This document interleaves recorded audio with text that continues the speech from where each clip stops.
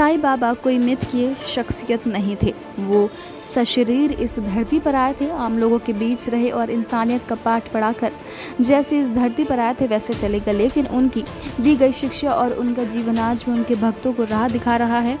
आज अपने देश में ही नहीं, दुनिया के कोने कोने में साईं मंदिर है जिनमें की जाती है साईं बाबा की पूजा।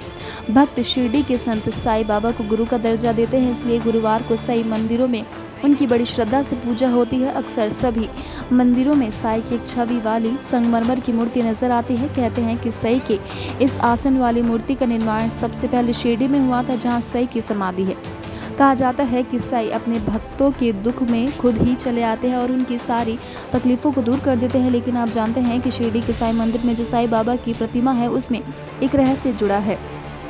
साईं बाबा की महासमाधि में के बुट्टी वाडा में उनकी तस्वीर रखकर उनकी पूजा होती थी। इससे पहले साल 1954 तक इसी तरह साईं बाबा की पूजा होती थी। लेकिन एक दिन मुंबई के बंदरगाह पर इटली से मार्बल आया, लेकिन उसे किसने भेजा और क्यों भेजा इस बात का आज तक पता नहीं चला। इटली से आए इस मार्बल को साईं संस्थान ने बाबा की मूर्ति बनाने के लिए लिया।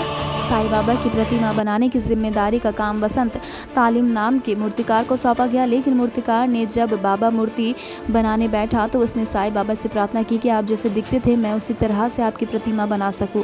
कहते हैं कि इसके बाद साईं बाबा ने खुद उसे दर्शन दिया और उसके बाद बाबा की ये मनमोहक मूर्ति बनी। इस मूर्ति के दर्शन के लिए आज भी करोड़ों की संख्या में भक्त शिरडी दर्शन करने आते हैं और बाबा को मूर्ति मानो ऐसा प्रतीत होता है कि वो स्वयं हमें देख रहे हैं।